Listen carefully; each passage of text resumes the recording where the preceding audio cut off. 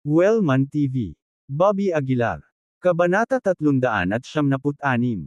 Anong hindi inaasahang ani? Hindi maiwasan ni Bobby Aguilar na isipin ang sarili. Ang ambisyon ni Killen Taylor ay higit na malaki kaysa sa inaakala.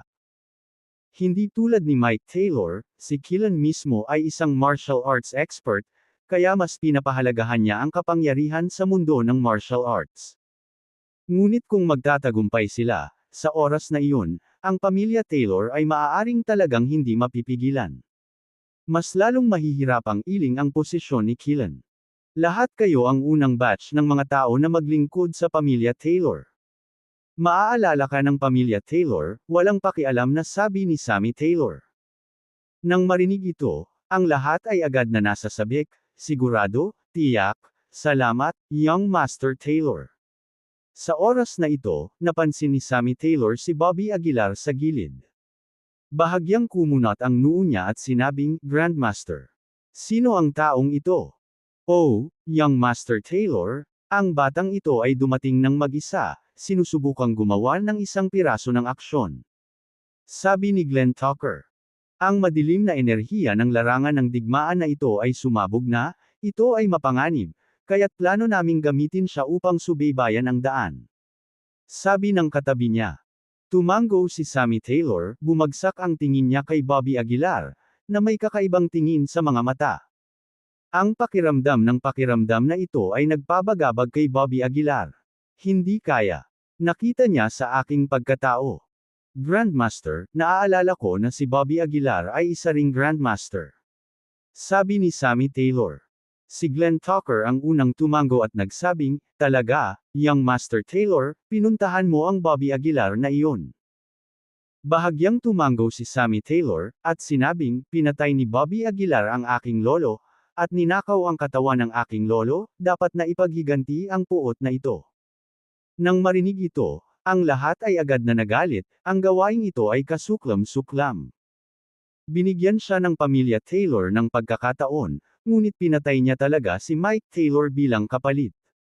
Young Master Taylor, Grandmaster lang ito, bakit kailangan mong gawin ito sa iyong sarili? Basta mag-utos ka, natural na aalisin namin siya. Umiling si Sammy Taylor at sinabing, iba si Bobby Aguilar sa mga ordinaryong Grandmaster. Naaalala ko minsan ang aking tiyuhin ay nagpadala ng 3 Grandmaster sa kanilang pinakamataas na anyo upang patayin siya, ngunit ngayon sila ay nawala ng walang bakas. Ang peak form ng Grandmaster. Nang marinig ito, bahagyang nagbago ang mukha ng lahat. Ibig mong sabihin, pinatay ni Bobby Aguilar ang 3 Grandmaster. Hindi, kahit na malakas ang isang Grandmaster, imposibleng talunin ang mga Grandmaster sa kanilang pinakamataas na anyo. Umiling si Sammy Taylor. Sinala ko mayroon siyang malaking taga-suporta, tulad ng Divine Alchemist Pavilion. Nakikita ko. Nang marinig ito, tumigil ang lahat sa pagboboluntaryo. Pagkatapos ng lahat, ang katayuan ng Divine Alchemist Pavilion ay hindi matitinag, walang gustong masaktan sila.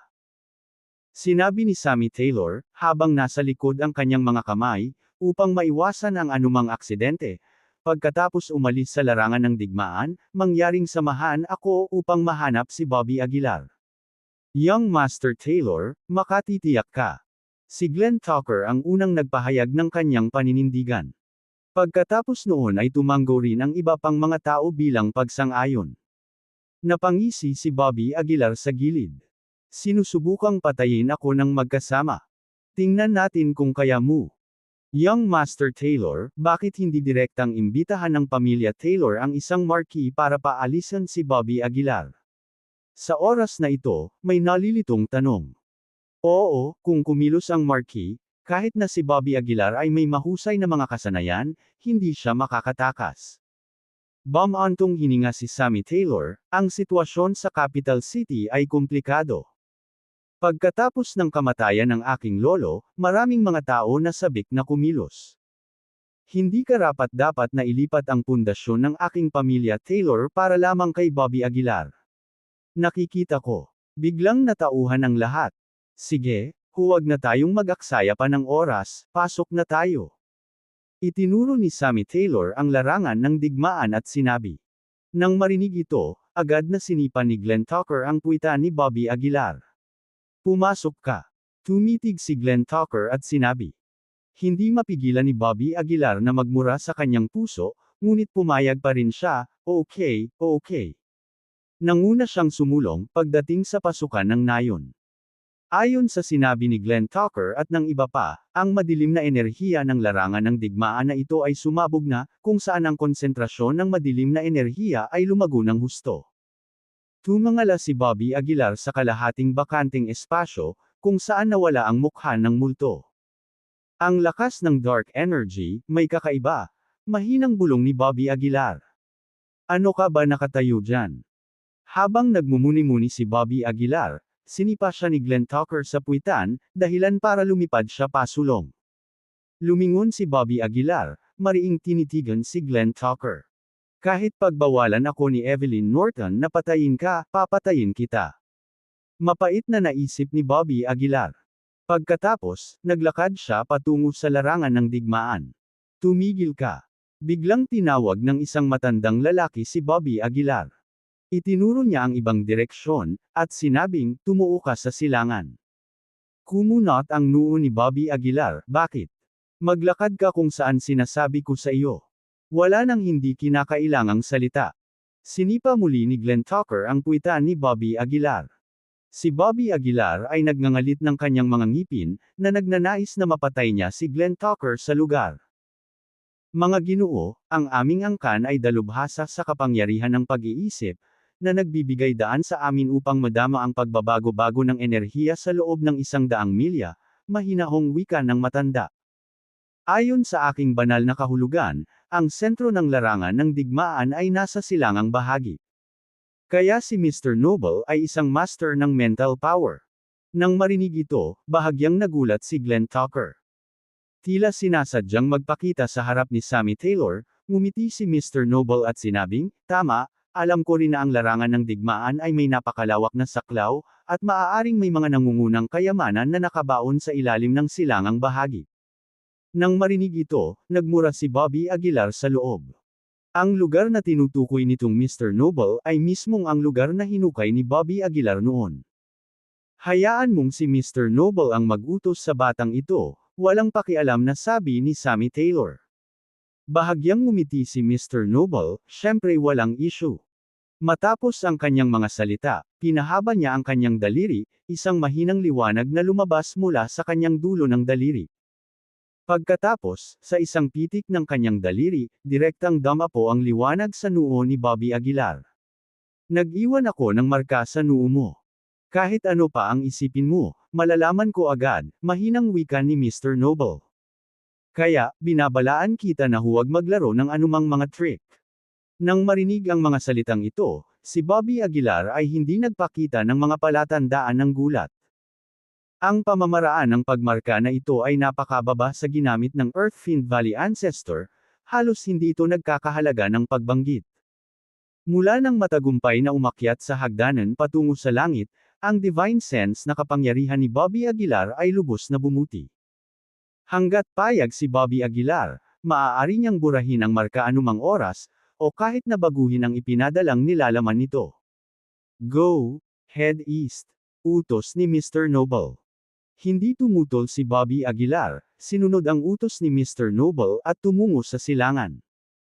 Sa daan, lahat ay napanatili ang layo na 10 metro mula kay Bobby Aguilar, sa takot na makatagpo siya ng isang bagay na mapanganib. Habang papalapit sila sa malaking hukay na iyon, mas nagiging makapal ang madilim na enerhiya, at ang pagsupil sa lakas ng inner ay naging mas matindi. Maging si Bobby Aguilar, na nag-cultivate ng dark energy, ay medyo hindi komportable. Such a strong dark energy, nakasimangot si Sammy Taylor at nagkomento. Talaga, medyo nakasimangot din si Glenn Tucker. Ang inner strength sa aking katawan ay tila nagyelo, na ginagawang mas mahirap kontrolin. Masama ang kutob ko dito. Bilasan natin, mungkahi ni Sammy Taylor. Nagpatuloy ang lahat sa unahan, hindi nagtagal ay nakarating sa lugar na binisita noon ni Bobby Aguilar. Ang lugar kung saan hinukay ni Bobby Aguilar noon ay naging isang napakalaking hukay na walang kalaliman. At sa tabi ng malaking hukay na ito, may nakaupong isang batang babae. Nang makita ang babae, ang mukha ni Bobby Aguilar ay naging hindi kapani-paniwalang pangit.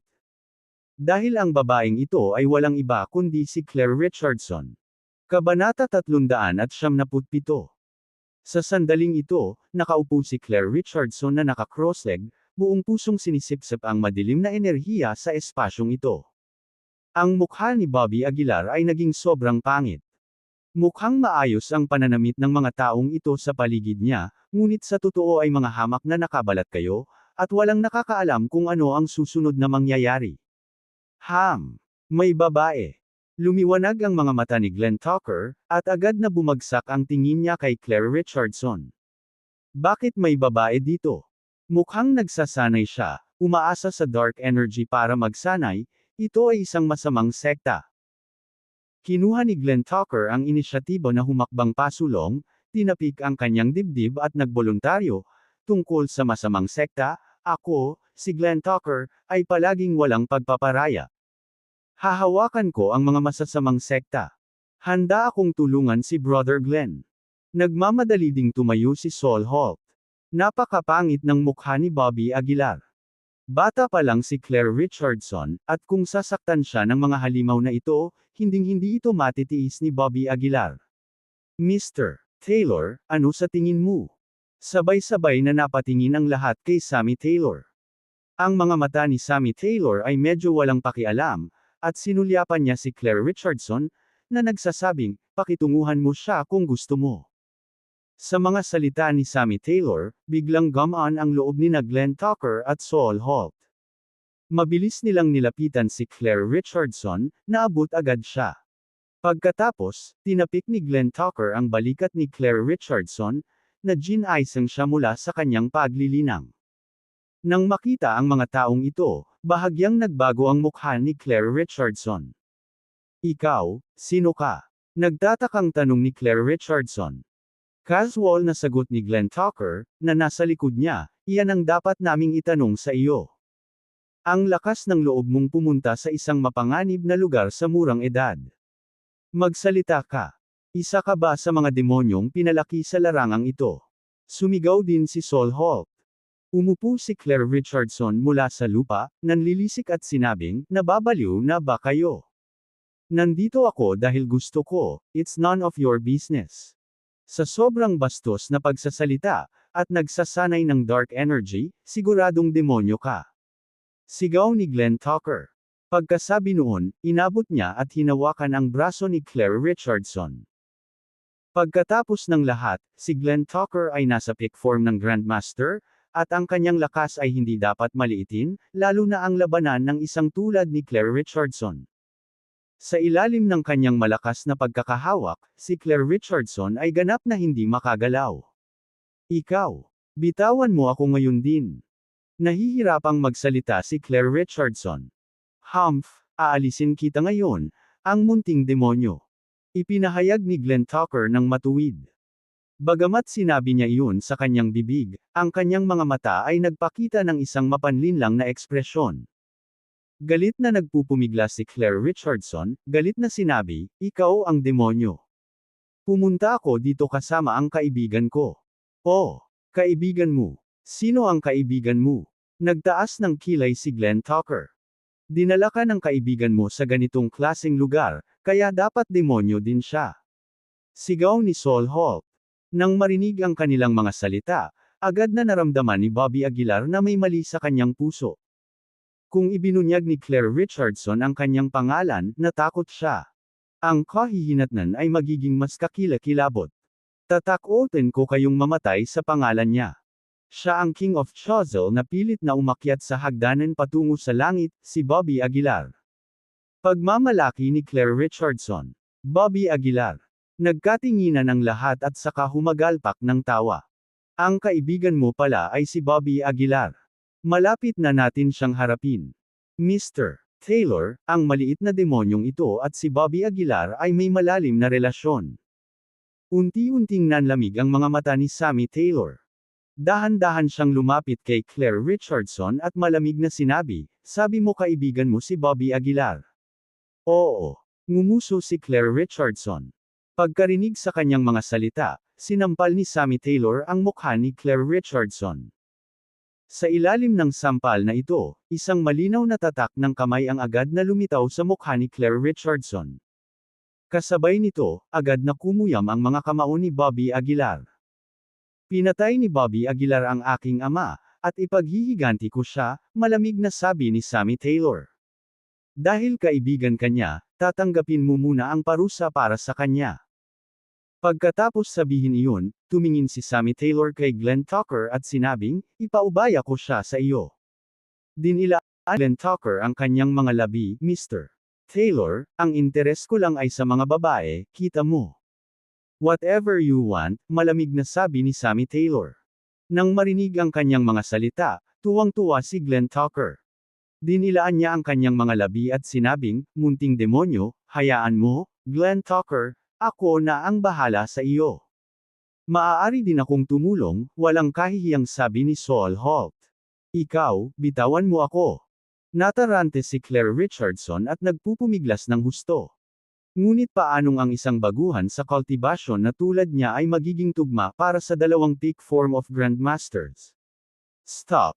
Ang paborito mong novel sa N.O.V.L. Bean. Com. Sa sandaling ito, biglang nagpakawala ng malakas na dagandong si Bobby Aguilar. Lahat ng mata ay napalingon kay Bobby Aguilar. May sakit ka ba? Anong sinisigaw mo? Malungkot na tanong ni Glenn Tucker. Umirap din si Saul Holt sa tabi niya, stop fucking delaying our work. Kinagat ni Bobby Aguilar ang kanyang mga ngipin at sinabing, dahil ang maliit na demonyong ito ay naglilinang ng madilim na enerhiya, dapat siyang maging kapaki-pakinabang sa atin.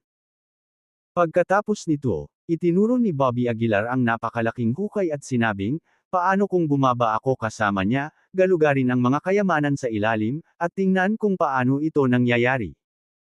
Naiinip na sumagot si Glenn Tucker, huwag ka nang magsalita ng walang kaparirikan, pag-uusapan natin ito pagkatapos kung magsaya. Mabilis na hinawakan ni Bobby Aguilar ang braso ni Glenn Tucker, sabi na, hindi. Sinulyapan ni Glenn Tucker ang kanyang braso, pagkatapos ay tumingin siya kay Bobby Aguilar. Sinusubukan mo bang mamatay? Pinigilan ni Bobby Aguilar ang galit sa kanyang puso at sinabing, ayon sa aking kaalaman, ang babaeng ito ay dapat magkaroon ng isang purong dark energy sa katawan. Ang konstitusyong ito ay may lubhang kaakit-akit na kapangyarihan sa anumang madilim na enerhiya. At ang kayamanang nakabaon sa napakalaking hukay na ito ay dapat na ang pinakain, kaya ang kanyang kakayahan sa pag-akit ng kayamanan ay hindi mapapantayin. Sa sandaling masira mo ang kanyang pagkabirhen, ang kanyang pang-akit bilang isang purong dark energy na katawan ay lubos na mababawasan. Ang mga salita ni Bobby Aguilar ay agad na nagpatahimik sa eksena. Tama ang bata, tumanggo ang isang tao sa malapit bilang pagsang-ayon. Ang virginity ng isang purong dark energy body ay talagang kaakit-akit sa mga bagay na yin. Gawin natin ito sa paraang iminumungkahi niya. Nang marinig ang mga salita ng lahat, nakahinga ng maluwag si Bobby Aguilar. Ang pagkakaroon ng kanyang kasiyahan na nag-ambala ni Bobby Aguilar, si Glenn Tucker ay natural na hindi nasisiyahan. Ngumiti siya at tumingin kay Sammy Taylor, sinabing, Mr. Taylor, kita mo, handa na akong umalis, kaya bakit hindi? Hayaan mo muna akong tikman siya, pagkatapos ay ibaba mo siya. Malamig na sinulyapan ni Sammy Taylor si Glenn Tucker at sinabing, nag-iisip ka ba gamit ang iyong lower half? Kung hindi mo matukoy ang pagkakaiba sa pagitan ng pangunahin at pangalawang bagay na tulad nito, hindi ka angkop na paglingkuran ng aking pamilya. Sa mga salitang ito, kapansin-pansing nagbago ang mukha ni Glenn Tucker. Nagmamadali niyang iwinggayway ang kamay, Mr. Taylor, pasensya na. Hindi pinansin ni Sammy Taylor si Glenn Tucker at sa halip ay tumingin kay Bobby Aguilar, medyo nagtatanong, bakit mo sinasabi sa amin ang lahat ng ito? Tama na yan. Tinatrato ka namin bilang kumpe ng kanyan para ipadala sa kamatayan, ngunit sinasabi mo sa amin ang lahat ng ito. Walang kwenta, sabi ni Glenn Tucker. Sa ilalim ng kanyang sombrero, lalong naging pangit ang mukha ni Bobby Aguilar. Kabanata 398 is to 398. Mas mabuting huwag kang magsisinungaling sa amin, o alam mo ang kahihinatnan. Nagbabala si Mr. Noble bago makapagsalita si Bobby Aguilar. Sinulyapan ni Bobby si Mr. Noble, pagkatapos ay dahan-daang sinabi, "Sinisikap ko lang na maghanap ng magandang kinabukasan para sa aking sarili. Kung makakalabas ako ng buhay, mapagsilbihan ko rin ba ang pamilya Taylor?" Ang pagsisinungaling ay kasing dali ng paghinga para kay Bobby Aguilar, hindi dapat banggitin. Samantala, ginamit ni Bobby ang kanyang divine sense para ihatid ang parehong mensahe kay Mr. Noble. Sumulyap si Sammy Taylor kay Mr. Noble, tila humihingi ng kumpirmasyon. Nagmamadaling tumango si Mr. Noble, "Young Master Taylor, iyon mismo ang iniisip niya." Isang mapaglarong ngiti ang lumitaw sa gilid ng bibig ni Sammy Taylor. "Gustong pagsilbihan ng isang Grandmaster ang aking pamilya Taylor." Malamig na tukso ni Sammy. "Ang isang Grandmaster ay walang iba kundi isang langgam, ikaw ay maling akala." Nagsalita si Glenn Tucker. Para maging mas kapanipaniwala ang kanyang mga salita, nagpatuloy si Bobby, "Gusto ko lang subukan. Kung talagang makakasama ako sa pamilya Taylor, hindi ko na kailangang mag-alala tungkol sa aking kinabukasan." Nagtaas ng kilay si Sammy Taylor, walang pakialam na nagsabi, "I might consider, since you're so sincere. Ngunit una, kailangan mong maghanap ng isang kayamanan para sa akin sa ibaba." Kunwaring excited si Bobby, "Wag kang mag-alala. Ibibigay ko ang lahat." Sabay-sabay na naglakad ang lahat papunta sa huge pit. Nang malapit na sila sa huge pit, halos nilamon sila ng nakakatakot na dark energy. Hindi banggitin ang paggamit ng kanilang inner strength, kahit ang kanilang pisikal na katawan ay halos hindi makayanan ito. Sinipa ni Sammy Taylor ang isang bato sa hukay, at sa sandaling ito ay pumasok, ito ay naging alikabok. Nakakakilabot. Bahagyang kumunat ang noo ni Sammy. Kapag may nakapasok na buhay na katawan, malamang na madudurog ito sa alabok. Gulat na bulalas ng isang tao. Nagkunwaring natatakot si Bobby at sinabing, "Young Master Taylor, isa lang akong Grandmaster. Kung papasok ako, natatakot akong mamatay ako sa loob." "Anong kinatatakutan mo? Hindi naman siguro nakakaapekto sa katawan ang dark energy na ito." Sinipa ni Glenn Tucker si Bobby at sinabing, "Totoo yan, kadalasan, ang dark energy ay hindi nagdudulot ng malaking pinsala sa katawan." May ibang tumunog. Sa kabila ng mga salita, walang nang ahas na humakbang pasulong. "Canon Father, oras na para gampanan mo ang iyong bahagi. Subukan kung ang madilim na enerhiya na ito ay maaaring makapinsala sa katawan o hindi." Ngumisi si Glenn Tucker. Nagkunwaring natatakot si Bobby, natatakot ako. Natatakot. Tapos mamatay ka na." Saway ni Glenn Tucker. Nang makita ang sitwasyon, nagmamadaling sinabi ni Bobby, "Sige, pupunta ako, pero, kailangan ko siyang isama." Itinuro ni Bobby si Claire Richardson.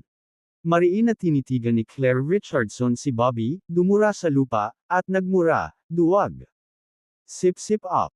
Hindi pinansin si Claire, tumingin si Bobby kay Sammy Taylor. Sandaling nag-alinlangan si Sammy Taylor, pagkatapos ay nagsabi, "Hindi, kung minsan hindi niya mapaglabanan ang madilim na enerhiya, ito ay magiging mahirap. Bumaba ka muna." Nadurog ang puso ni Bobby. Itong Sammy Taylor ay hindi madaling naloko. "Young Master Taylor, hayaan mong isama ko siya." Bulong ni Bobby. "Kung hindi, hindi ako tiwala." "Cut the crap." Saway ni Glenn Tucker. "Bilasan mo at bumaba ka dyan, baka sipain kita hanggang mamatay." Naghiyawan din ang mga tao sa paligid. Napagtantong hindi niya kayang linlangan ang mga ito, bumantong hininga si Bobby, "Sige, pero may kailangan akong kunin sa kanya. Ayos lang ba? Ano ang gusto mong kunin?" Napataas ang kilay ni Sammy. Mahinahong sinabi ni Bobby, "Wala pa akong kasamang babae, at kung mamatay ako ng ganito, hindi ako papayag. Ako. Gusto ko ng hibla ng buhok niya, okay lang ba?" Sabi ni Bobby sabay ngiti ng pilit. Nang marinig nila ito, nagtawanan ang lahat. Ang talo. Ang isang hibla ng buhok ay sapat na para masiyahan ka. Hindi nakakagulat na nakasuot siya ng sombrero ng cuckold, isang ganap na talunan. Maging si Claire ay hindi maiwasang makaramdam ng pagkahilo. Paano nabubuhay ang ganitong tao sa mundong ito? Pwede ba? Napatingin si Bobby kay Sammy Taylor ng pilit na ngiti. Tumango si Sammy Taylor, na nagsasabing, maaabot ko ang iyong nais. Mabilis na pumunta si Bobby sa harapan ni Claire. Huwag mo akong hawakan. Hindi napigilan ni Claire na sumigaw. Hindi siya pinansin, lumapit si Bobby at hinawakan si Claire sa kanyang mga braso. Ikaw, bitawan mo ako. Parehong nahihiya at galit na galit, nagpumiglas si Claire. Ha! Masyadong matako ang batang ito. Ano ang pakiramdam na hawakan siya? Mabilis na sinabi ni Bobby, komportable, talagang komportable. Nakakadiri. Hindi maiwasan ni Claire ang magmura. Bumulong si Bobby kay Claire earside, ako si Bobby Aguilar. Humanap ka ng paraan para makasama ako mamaya. Gagawa ako ng paraan para iligtas ka. Nang marinig niya ito, natigilan si Claire. Bago pa siya makapagsalita, nagmamadaling sinabi ni Bobby, magpumiglas ka pa. Huwag hayaang makita nila tayo. Saglit na nag-alinlangan si Claire, saka nagpatuloy sa pagpupumiglas. Bitiwan mo ako. Huwag mo akong hawakan. Nakakadiri kang bastard. Pilit na nagpupumiglas si Claire. Gayunpaman, mahigpit na hinawakan ni Bobby si Claire nang walang balak na pakawalan. Tumigil ka na. Kumunot ang noo ni Sammy. Sa wakas binitawan na ni Bobby si Claire. Kontento na ngayon. Bilasan mo at bumaba. Huwag ka nang mag-aksaya pa ng oras. Malamig na sabi ni Sammy. Tumango si Bobby at naglakad papunta sa gilid ng huge pit. Nang malapit na siyang tumalon pababa, sumigaw si Claire, gusto ko ring bumaba. Gusto mo rin bang bumaba? Nagsalubong ang kilay ni Sammy. Bata, mamamatay ka kapag bumaba ka. Walang pakialam na sabi ni Glenn Tucker. Bumantong hininga si Claire, hayaan mong sabihin ko sa iyo ang totoo, na down ako kanina, at ayos lang. Nahulog ka na. Little girl, hindi ka pwedeng magsinungaling sa akin. Nagtaas ng kilay si Mr. Sino ang nagsisinungaling sa iyo? Nakababa na ako dyan. Pagmamatigas ni Claire. Pagkatapos sabihin iyon, tinitigan ng masama ni Claire si Bobby at sinabing, papatayin ko siya pagkatapos kong bumaba. Bahagyang kumunot ang noo ni Sammy Taylor, nakatingin kay Bobby, may sinabi ka ba sa kanya? Naningkit ang mga mata ni Bobby, I talked to her. Sabi ko, ang lambot niya talaga. Ha! No wonder galit na galit siya. Tawa ng tawa ang iba at niluwagan ang pagbabantay kay Claire. Pero ingat si Sammy. Saglit siyang nag-isip, pagkatapos ay bumaling kay Ginoong Noble, hindi ka ba master ng isip? Tingnan mo kung nagsisinungaling siya. Walang problema, young Master Taylor, ipaubaya mo na sa akin. Tinapik ni Mr. Noble ang kanyang dibdib ng may kumpiyansa. Nang matapos siyang magsalita, naglakad si Mr. Noble papunta kay Claire. Bahagyang kuminang ang kanyang mga daliri, habang nakaturo sa gitna ng noo ni Claire. Damn! Grabe ang pagbabago ng mukha ni Bobby. Kabanata 399. Ang G. Noble na ito ay isang psychic master, at malinaw na malalaman ng markang ito kung ano ang iniisip ng kabilang partido sa kanilang puso. Si Bobby Aguilar ay hindi makahanap ng isang angkop na dahilan upang ihinto ito ngayon, at maaari lamang manood. Ang liwanag sa daliri ni Mr. Noble ay nakaturo sa noo ni Claire Richardson. Biglang nabitin ang puso ni Bobby Aguilar. Pinakilos niya ang enerhiya sa kanyang katawan, handang magsagawa ng shrinking ground into an inch para makatakas. Bumagsak ang liwanag sa mga kilay ni Claire, at dahan-daang pumikit si Mr. Noble. Ilang sandali pa, dahan-daang bumukas ang mga mata ni Ginoong Noble. Paano ito? Tanong ni Sammy Taylor. Umiling si Mr. Noble at sinabing, sa pagsagot kay Mr. Tenney, totoo ang sinabi ng babae. Nang marinig ito, hindi napigilan ni Bobby Aguilar na manlaki ang kanyang mga mata. Anong nangyayari? Hindi ba nakita ni Mr. Noble? Maaaring ito ay. Mr. Noble ay hindi isang psychic master sa lahat. Sige, kung ganoon, pwede ka nang umalis. Ikan-away ni Sammy Taylor ang kanyang kamay. Bahagyang bumantong hininga si Claire, at saka naglakad papunta sa gilid ni Bobby Aguilar. Kayong dalawa, bumaba na kayo dyan. Itinuro ni Sammy Taylor ang huge pit at sinabi. Bago pa makapagsalita si Bobby Aguilar, sinipa siya ni Glenn Tucker sa likod. Sa sipa na ito, sumuray-suray si Bobby Aguilar at muntik nang mahulog sa huge pit. Damn it, hintayin mo ako. Hindi maiwasan ni Bobby Aguilar ang magmura sa kanyang puso. Pagkatapos, tumingin si Bobby Aguilar kay Claire at sinabing, bumaba ka kaagad. Pinandilatan ni Claire si Bobby Aguilar at sinabing, hindi mo kailangang sabihin sa akin. Sa paglalaro ng buong set, agad na sinunggaban ni Bobby Aguilar si Claire at tumalon sa huge pit. Sa sandaling tumalon sila, isang malamig na hangin na parang madilim na enerhiya ang lumamon sa kanilang dalawa. Ang malaking hukay na ito ay ilang 10 metro ang lalim. Si Bobby Aguilar ay nang-ahas na huwag maging pabaya, at agad na gumamit ng isang pamamaraan, marahan na hinahawakan si Claire, na dahan-daang nahulog sa hukay. Paano ba yan, patay ka na ba? Ang boses ni Glenn Tucker ay nanggaling sa itaas. Tumangala si Bobby Aguilar sa mahinang liwanag sa kalangitan at sumigaw, hindi. Walang nangyari.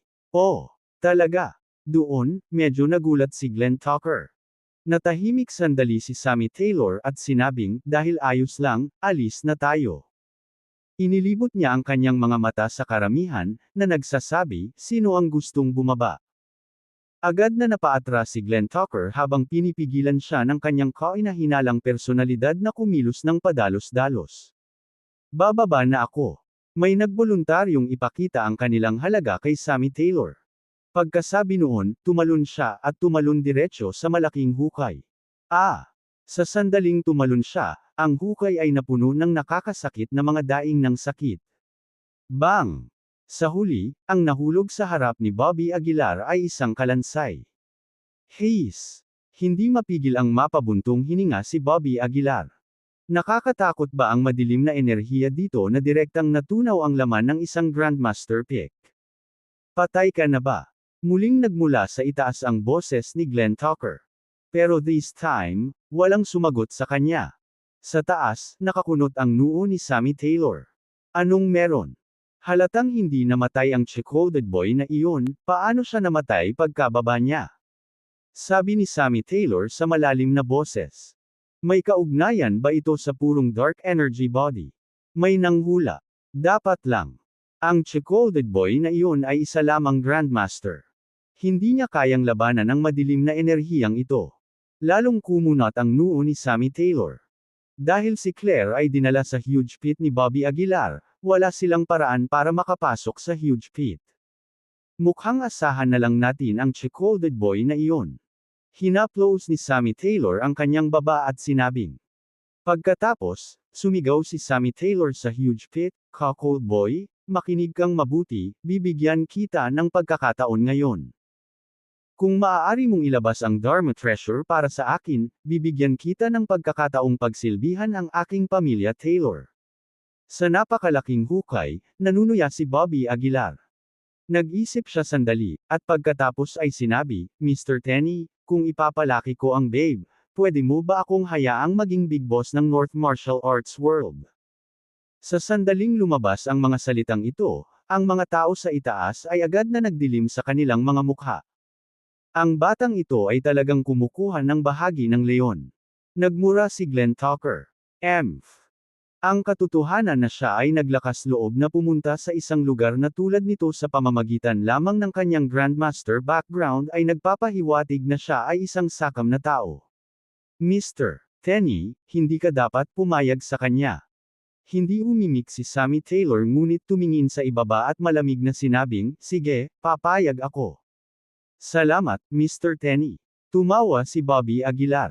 Ang big boss ng North. Sa tingin mo ba maniniwala talaga ako sa'yo? Ang paglilingkod sa iyong pamilya Taylor ay isang panaginip lamang. Sa itaas, si Glenn Tucker at ang iba ay agad na nabalisa.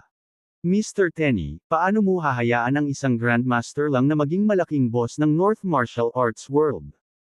Oo, walang kwenta ang batang ito, kumpi lang ng kanyan. Imposibleng mamuno siya sa grupong ito. Sinulyapan sila ni Sammy Taylor at Nishan, patatagin mo muna siya. Sa sandaling ilabas niya ang Dharma Treasure, patayin siya. Biglang natauhan ang lahat. Tuso talaga si Mr. Tenny. Ngumiti si Glenn Tucker. Ang resourceful talaga ni Mr. Tenny. Katulad ni Mike Taylor noong mga panahong iyon. Bagamat pinuri nila si Sammy Taylor, hindi nila namalayan na nahulog na sila sa bitag ni Bobby Aguilar. Nagtanong si Bobby Aguilar ng mga kondisyon. Ang tanong na iyon, kapag pinag-isa talaga ng pamilya Taylor ang North Martial Arts World, sino ang magiging superior? Lahat ay nasa unang batch, sino ang maaaring manguna? Damn it, ang big boss ng North Martial Arts World ay maaari lang maging ako. Umuungol si Glenn Tucker sa kanyang puso. Hindi lamang si Glenn Tucker, ngunit ang iba ay mayroon ding parehong ideya. Isang maikling katahimikan ang bumagsak sa malaking hukay. Hindi na makapaghintay si Claire na sabihin, Bobby Aguilar, bakit ka nagbihis ng ganito? At sino sila? Nang makita ang medyo natakot na si Claire, ngumiti si Bobby Aguilar at sinabing, huwag kang mag-alala, magsanay kang mabuti, at pagkalabas natin, ipaghihiganti kita. Talaga? Natigilan na tanong ni Claire. Sumilay ang ningning sa mga mata ni Bobby Aguilar, at ngumisi siya, talaga. Sa puntong ito, hindi naiwasang itanong ni Bobby Aguilar, bakit hindi nalaman ni Mr. Noble na nagsisinungaling ka? Ha? Nagsisinungaling? Anong pinagsasabi mo? Naguguluhan na sabi ni Claire. Kumunot ang noo ni Bobby Aguilar at sinabing, ang sinabi mo lang sa kanila ay kasinungalingan, tama ba? Hindi, tumalon talaga ako kanina. Nakangiting sabi ni Claire. Biglang natauhan si Bobby Aguilar. Hindi nakakagulat na hindi malaman ni Mr. Noble dahil hindi naman nagsisinungaling si Claire. Grabe ka talaga, hindi ka natatakot na may panganib dito. Paano kung may 1,000 taong gulang na haring multo na kakainin ka ng diretsyo? Tinakot ni Bobby Aguilar si Claire. Cut, walang Ghost King. Ngunit mayroong kaunting mga kayamanan. Ungol ni Claire. Sa puntong ito, misteryosong sinabi ni Claire, nakahanap ako ng isang kayamanan dito at hindi kailanman ng ahas na kunin ito. Halika, dadalhin kita upang makita ito.